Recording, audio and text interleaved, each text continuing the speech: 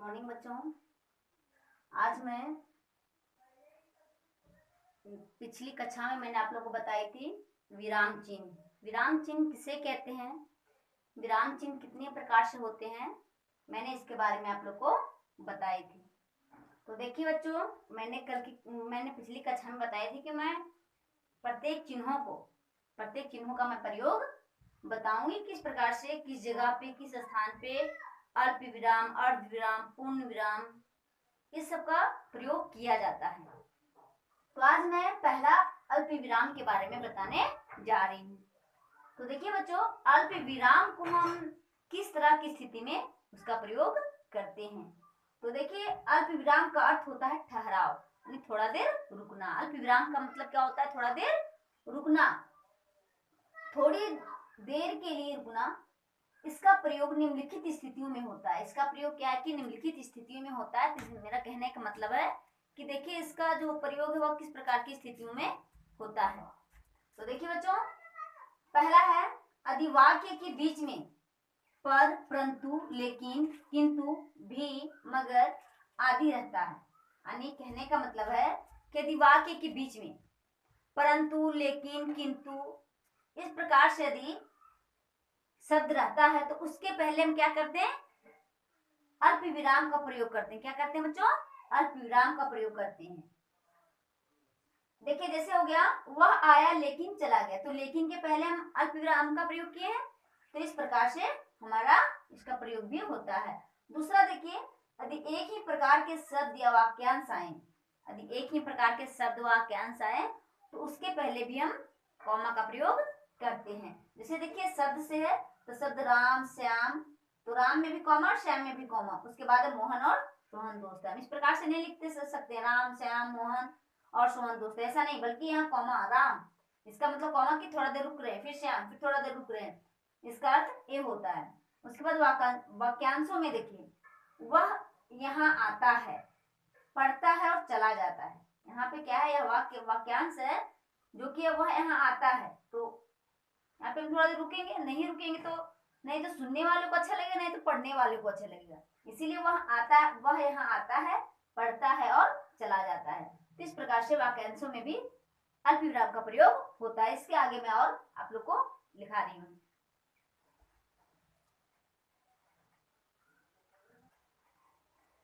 तो देखिए बच्चों, इसका तीसरा क्या है? अल्प विराम का तीसरा किस तरह की स्थिति में प्रयोग किया था?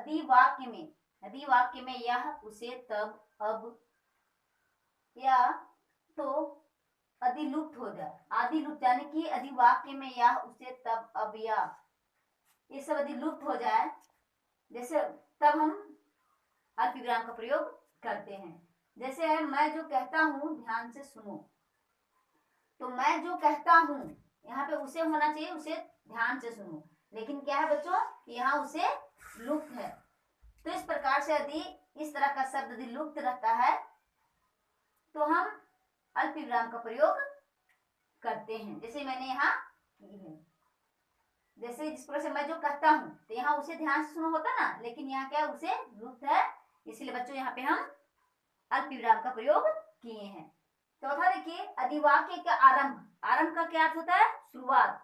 अधिवाक्य का शुरुआत हाँ, नहीं, बस, अच्छा, सचमुच, छी, इस तरह के शब्द से होता है, तो हम क्या करते हैं, उसके पहले हाँ, उसके बाद इसके इस तरह के शब्द के बाद में कॉमा का प्रयोग, अल्प विराम का प्रयोग किया जाता है।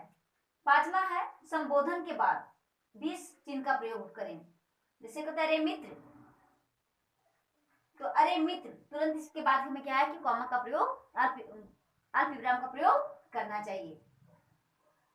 छठा है, यदि शब्द को 2-3 बार दोहराना हो, यदि शब्द एक ही शब्द को हमें 2-3 बार दोहराना है तो उसके पहले भी यानी कि अल्प विराम चिन्हों का प्रयोग किया जाता है। जैसे नहीं नहीं, मैं तुम्हारी बात नहीं मानूंगा, तो नहीं नहीं एक शब्द 2 बार, इसलिए यहाँ पे कॉमा दिया गया है। फिर है, वह दूर से, बहुत दूर से आया है, तो वह दूर से, बहुत दूर से, यदि हम यहाँ नहीं रुकेंगे तो पढ़ने में ना अच्छा लगेगा, नहीं तो सुनने में, तो इसलिए बच्चों यहाँ पे देखिए, वह दूर से, यहाँ थोड़ा देर रुके तो लग रहा है कि वह दूर से, बहुत दूर से आया, तो दूर से 2 बार प्रयोग हुआ, तो इसके पहले में क्या है कि कॉमा का प्रयोग करना अनिवार्य है। तो इस तरह के शब्द में भी अल्प विराम का प्रयोग किया जाता है। इसके कुछ और 2-3 और नियम है, उसको भी लिखा देती हूँ।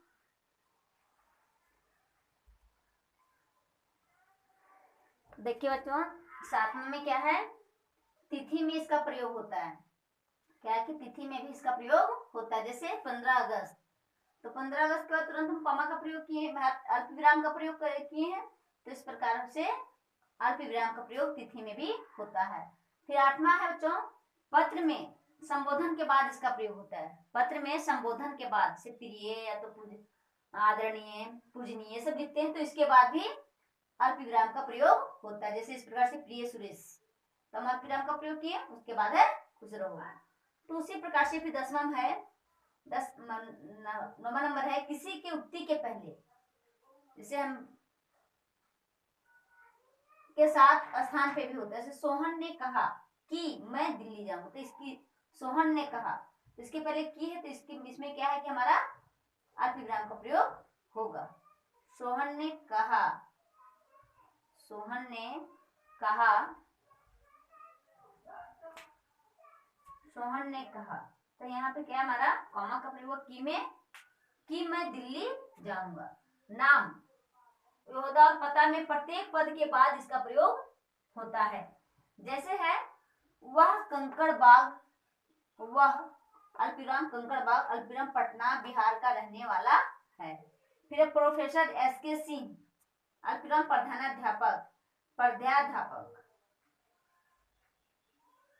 प्राध्यापक, हिंदी विभाग, पटना विश्वविद्यालय, पटना, मेरे मित्र हैं। तो इस प्रकार के वाक्य के साथ भी हमारा अल्प विराम का प्रयोग होता है। तो देखिए बच्चों, आज का इस कक्षा में आप लोग इसी अल्प विराम के साथ आज का मैं वीडियो यहीं पे समाप्त करती हूँ। अगले दिन में फिर मैं दोबारा दूसरे चिन्हों को लेकर मैं मिलूंगी। धन्यवाद बच्चों।